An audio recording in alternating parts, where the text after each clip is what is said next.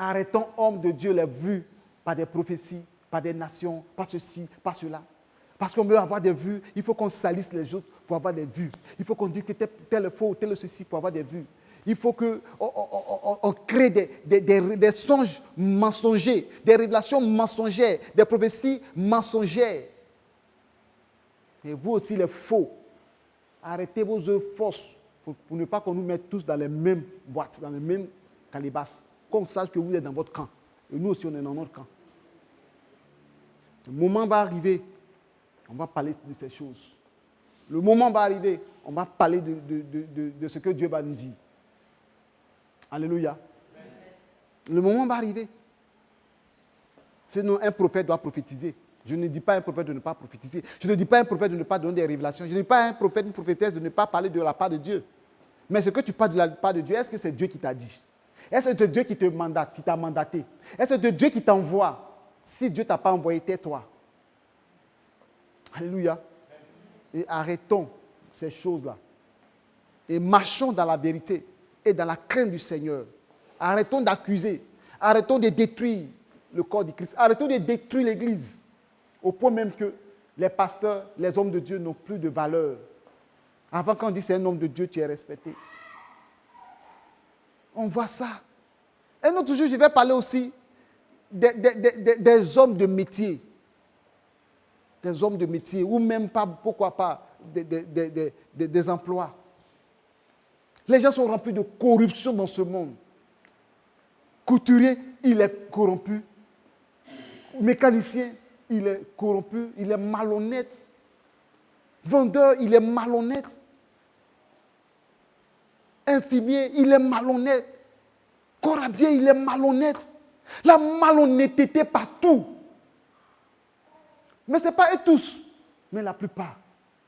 La malhonnêteté partout. C'est-à-dire, souvent je m'arrête et je me demande où va le monde. Tu as une voiture, tu vas chez le mécanicien, il enlève tes pièces. Il vend. Ou bien il s'en va, la même pièce là, il va retoucher, il va te revendre encore plus cher ta même pièce. À l'église, tu donnes l'argent à un frère, va payer carreau. Il dépense l'argent. Il prend un faux carreau pour t'envoyer à l'église. Tu vois un couturier, tu lui donnes un tissu très cher, il regarde que c'est un bon tissu. Il s'est payé un tissu, même couleur, et puis il change. Il te donne le tissu moins cher et lui il prend le tissu qui est bon, qui est cher. Tu prends ton téléphone pour aller donner à quelqu'un pour réparer. Il enlève une pièce dedans parce qu'il sait que c'est utile pour lui. Il met une fausse pièce. Tu prends ton ordinateur parce que tu ne maîtrises pas. Il enlève la carte mémoire. Le disque dur. Il met un autre disque dur à l'intérieur. Tu viens, ça s'allume. Toi, tu vois, ça s'allume, tu travailles. Mais la capacité, les caractéristiques qui font l'ordinateur, il l'a enlevé. Où va le monde? Tu as une radio pour aller réparer, il enlève ce qui est bon. Il te donne ce qui est vide. Si tu as payé quelque chose cher dans la main de quelqu'un, par exemple, tu as payé un appareil cher dans la main de quelqu'un. Tu as fini de payer l'appareil. Au moment que tu es en train de peut-être tourner pour fermer ton sac, on change automatiquement l'appareil que tu as payé, on te donne le faux. Et puis on emballe, on te donne. Pour toi, c'est l'appareil que tu as payé. C'est pourquoi quand vous partez acheter des choses, ayez vos yeux dessus. Tu as acheté une caméra, il faut avoir les yeux dessus. Parce qu'au moment où tu vas te rendre compte, là, la caméra, là, ils vont changer. Et puis ils donnent le faux. Ou même ce qui est gâté. Moi, j'ai mal aujourd'hui quand mon appareil est gâté parce que je ne sais pas où je vais aller réparer. Récemment, j'ai un ordinateur. Mon ordinateur est gâté. L'écran est cassé. Je suis parti. Ils ont donné sur les réseaux sociaux. Nous, on répare la performance. J'ai envoyé l'ordinateur. Arrivé là-bas, ils ont enlevé. J'ai le mot là. C'est-à-dire, ce qui fait l'appareil là, mais ils ont enlevé. Ils ont pris un autre appareil pour donner. C'est-à-dire, c'est le fourreau là. Ils ont enlevé à l'intérieur. Oh, je ne sais pas le nom de ce qu'on appelle ça. C'est pas l'intérieur là. Quelqu'un peut me donner le nom de ce qui fait l'ordinateur même là. C'est pas batterie. On dirait que c'est la plaquette, un truc comme ça. Ils ont enlevé. Et puis ils ont mis autre. Je suis venu contacter la place parce que mon ordinateur, ça fait 16 gigas de RAM. Je viens, je vois dedans, ça fait 8 gigas de RAM. Et je regarde encore, mon appareil c'est Windows 10. Je regarde, je vois Windows 7. Mais on m'a donné mon appareil parce que c'est l'appareil qu'on m'a donné. Tu les appelles, non, c'est ton appareil. Tiens, où on va? Et je suis dans cet appareil. Et mon étude fatigué, je lui ai donné, il y avait un problème de chat. Je suis parlé donner quelqu'un à 30 jours pour réparer. Quand le gars, il enlevait encore. C'est qui de charge. Oh, mais ici, regardez. Bon, je suis venu en Grèce. Je dis, quelque part, je leur ai donné. Elle dit, non, quand c'est comme ça, on n'a pas. Il y a quelqu'un qui va à Dubaï, il va aller dans. Il va, si ça a trop duré 2 semaines, 1 mois, il est là. Que si j'accepte qu'on enlève, lui va partir, arriver là-bas, il va troquer. Ça fait plus de 4 mois, je n'ai jamais vu mon ordinateur. Me voici arrêté ici. Quand j'appelle, il n'est pas venu. Comment quelqu'un va partir à Dubaï, il va faire 4 mois, 5 mois à Dubaï. Ils ont pris ce qui leur intéresse, ils savent qu'ils ont utilisé. Donc, actuellement, ils sont en train de chercher quelque chose à peu près, qui voit que c'est même chose avec mon appareil. Et puis on dit, oh, désolé pasteur, on est parti parce qu'on n'a pas eu un bon. Tiens, ce qui est gâté pour quelqu'un, on te donne. Pourquoi? C'est pourquoi la Bible déclare que Noé torturait son âme dans cette génération. Quand la Bible déclare que ce qui est arrivé au temps de Noé arrivera à notre temps, les gens pensent que seulement les gens vont se marier, les gens vont faire ceci. Hein. Non, les mêmes péchés cruels, méchants que les gens étaient là vont arriver. Les justes vont torturer leur âme. Nous qui sommes justes, on aime la justice. Quand on voit certaines choses, on va mourir. On est là, notre cœur nous fait mal. Le monde est pourri, je vous dis, mes bien-aimés. Les gens sont méchants, les gens sont cruels. Tout c'est l'argent, tout c'est l'argent, tout c'est l'argent, tout c'est l'argent. Où on va? Autant de nous, 8 personnes sur des millions de personnes ont été sauvées. À l'église, c'est la merde. Il dit à l'église, c'est la merde. Donne un travail à un frère de l'église. À l'église, il va te montrer qui il est. Les bâtiments que je suis en train de faire, les constructions, j'ai vu trop. Des voleurs. Des chrétiens qui viennent installer les appareils, ils enlèvent les DPL, ils cachent. Quand tu leur as demandé, non, c'est pas moi, c'est pas moi. Des chrétiens. Et puis, ça arrête là, ça c'est fini ça. On n'en parle plus. Maçon va venir, il va voler. Tu dis 2 tonnes là, quand tu as mis là-bas, si tu n'es pas là, au moins tu as tes rencontres là. Il a tout vendu. Des frères Christ. Il a tout vendu de ciment. Et puis il prend des sacs vides là, il vient remplacer, et puis tu t'en dis, on a utilisé patron. Et puis comme ça, il t'appelle patron. Hein. Non, patron, on a déjà utilisé, en temps normal, quand tu le vois là, si ce n'est pas fait, à faire de ce qu'il va t'appeler patron comment? Ah, on a utilisé, voilà, bon. Toi, mais tu calcules, mais comment se fait-il que... Ça, tu ne comprends pas. Hier, je parlais avec un musulman. Parmi ceux qui ont fait mes travaux, le musulman, je ne dis pas dans le domaine qu'il est, pour ne pas qu'on sache de qui il s'agit. Dans son domaine, dans les travaux qu'il a fait dans ma maison pendant les années que il est pris là. Il a été honnête dans ce qu'il fait, un musulman. Il a été honnête. Quand je lui donne l'argent, tu as payé les trucs, bien sûr, je lui donne, il revient. Et puis quand il revient, il m'envoie ce qui est de qualité. Mais pourquoi vous demandez l'argent de qualité et vous envoyez ce qui n'a pas de qualité? Et vous estimez que c'est la qualité. Mais mes frères, les vitres, ils disent non, voilà, homme de Dieu, Salomon, tu fais quelque chose de qualité. Donne-moi 600 000. Il a parlé, il dit non, si je diminue, bon, moi je vais faire un truc, je suis un chrétien, hein? Je suis un chrétien, je ne vais pas faire quelque chose de truc. Il faut que je fasse quelque chose de propre pour toi, je suis un chrétien. Donc, papa, pardon, il faut le laisser à 600 000, je vais régler ça. Toi-même, quand tu vas voir le travail, tu seras content. Dans mon cœur, là-bas, dit, ceux-là, quand ils parlent comme ça, si tu n'as pas, tu as négocié jusqu'à tu n'as pas donné l'argent qu'ils ont donné là, demandé là, toi-même, tu as regretté. Comme on dit en Côte d'Ivoire, j'ai grouillé jusqu'à ce qu'il ait donné 600 000. C'est qu'elle lui dit que ce n'est pas bon là, ce qu'il m'a donné.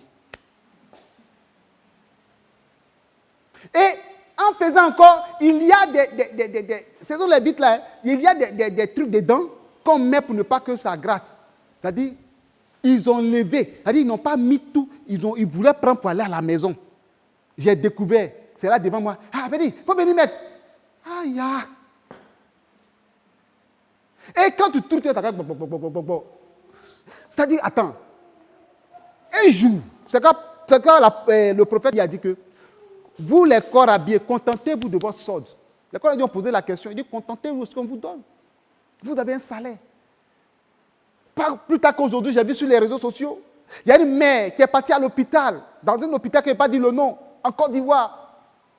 Non, tant qu'on n'a pas envoyé l'argent, on ne peut pas soigner. Les parents à gauche, à droite, chercher l'argent à gauche, à droite, jusqu'à ce qu'on vienne là. La maman est décédée à l'église, la maman est décédée à l'hôpital. Son fils est inconsolable, il pleure, il tombe à terre. Mais attends, les premières nécessités, les injections pour maîtriser rapidement, quand même, vous voulez absolument de l'argent avant que vous donnez vie à une personne. Vous avez prêté serment pour sauver des vies. Ils ne savent pas qu'ils sont aussi serviteurs de Dieu. Mais c'est nous les hommes de Dieu, on est faux. Mais les faux infirmiers, les faux docteurs, les corps habillés faux, les faux professeurs, les faux instituteurs, tous ceux qui sont versés dans le monde entier, je ne peux pas citer les faux mécaniciens, informaticiens, des faux, on ne les voit pas. Mais si c'est les hommes de Dieu, c'est un faux prophète, c'est un faux pasteur, c'est un faux aussi. Écoutez, s'il n'était pas la grâce de Dieu, mon fils que vous voyez derrière la caméra mourait à l'hôpital, dans une clinique de Beaunois. Si ce n'était pas la grâce de Dieu. L'enfant était dans le coma. Mon cœur saignait. Je n'avais pas d'argent. Je ne sais pas quoi faire. Mon épouse et moi, on avait une petite somme sur nous. Mais tellement l'enfant est tombé dans le coma, l'enfant s'est vanu dans notre main, on a mis de l'eau sur l'enfant. On est paniqué, on a pris l'enfant à l'hôpital, on a laissé l'argent là. On est arrivé là-bas, l'enfant était presque en agonie. On demande aux jeunes, c'est un jeune frère, on lui a dit, pardon, on n'a pas l'argent, mais on a oublié l'argent. Il faut donner injection, faire quelque chose. Il dit, l'injection, ça fait 12 000, je me rappelle très bien. Chou, c'est ça? 12 000. 12 000 francs. Pour 12 000 francs, mon fils était couché là. Le monsieur, je le supplie, je me mets en genoux, il dit pardon. Il ne m'écoutait même pas. L'enfant était là. Jusqu'à ce que j'étais obligé d'appeler un frère. Pour lui dire, un monsieur, sa femme prie avec nous, voilà. Et le monsieur dit, bon, j'arrive, papa. Il est venu, il a donné l'argent, les 12 000 francs. Et puis après, on a payé des médicaments. Et c'est là le monsieur a pris l'injection venue injecter dans la cuisse de mon fils. C'est là mon fils a pu crier un peu, Si on laissait un peu de temps, l'enfant mourait. Il était bébé. Comment les gens sont méchants jusqu'à ce niveau? Criminels, cruels.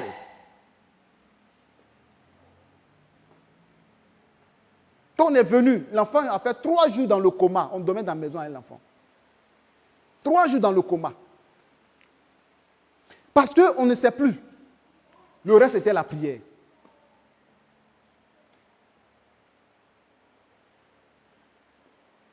Combien de fois, nous, les pasteurs, on dort, on nous appelle à minuit. On se réveille pour prier pour les gens. Combien de fois, les pasteurs, on est là, souvent on a faim, mais les gens viennent demander l'argent, on leur donne. Souvent, on sacrifie notre vie. Mais c'est nous, on est faux. C'est pour cela que le Seigneur va juger sévèrement des gens. Moi, je n'ai même pas parlé de ce que d'autres ont fait, mais juste ce petit point. Pour une injection, il y a des gens qui sont décédés à l'hôpital. Pour une seule injection, simplement qu'on peut injecter la personne peut avoir la vie sauve. Pour qu'une somme de 2000 francs CFA, des gens meurent. Pour question de seringue, des gens meurent. Vous pensez que ce monde n'est pas identique au temps de Noé? La méchanceté, alors c'est les géants. Mais nous ne sommes plus des géants, mais les gens sont géants dans le péché maintenant. Géants dans la méchanceté. Géants dans les crimes. Où va le monde? Et quand les prophètes se lèvent pour prophétiser, on les arrête. Quand les prophètes se lèvent pour parler, on les tue. On les enlève. Et d'autres sont à la base, d'autres pasteurs, d'autres prophètes sont à la base. Vous allez rendre compte à Dieu. Aujourd'hui, c'est votre temps. Mais il y a un temps où il y a un jugement qui sera prononcé. Et tu n'échapperas pas. Tu as tué, tu n'échapperas pas. Tu as livré, tu n'échapperas pas. Tu as empoisonné, tu n'échapperas pas. Un jour, tu vas rendre compte à Dieu. La Bible déclare que chacun rendra compte à Dieu le bien comme en mal. Ce que tu auras sémé, tu vas récolter. En bien comme en mal. Que l'Église change. Que la maison de Dieu change. Ne tuons pas les prophètes. Et c'était depuis dans l'Ancien Testament. On les tuait. Élie a fui devant Jézabel. Parce qu'eux, ils disent la vérité. Et ils révèlent leurs choses, leurs actions méchantes. On les tue. Mais Dieu va veiller sur les prophètes de la Côte d'Ivoire. Il va veiller sur les prophètes de l'Afrique. Il va veiller sur les prophètes de la nation. Il y a 3 nations, dont le 4e est comme un rejeton, que le Seigneur veut susciter un réveil dans le monde entier. Il y a la Côte d'Ivoire, il y a le Cameroun, il y a le Congo et la 4e nation, le Gabon. Ces 4 nations-là, Dieu veut utiliser des hommes de Dieu pour susciter un grand réveil dans le monde entier. Mais regardez combien de fois ces nations sont beaucoup attaquées. Combien de fois ces nations ont trop de problèmes. Combien de nations n'ont pas la paix pour servir Dieu tranquillement. Il y a trop de choses. Mais quoi qu'il en soit, il y aura un réveil dans le monde entier. Quel que soit ce qu'ils feront, il y aura toujours un jour qui va se lever. Il y aura un soleil nouveau qui se lèvera sur l'Église. La Bible déclare que les ténèbres ne régneront pas toujours.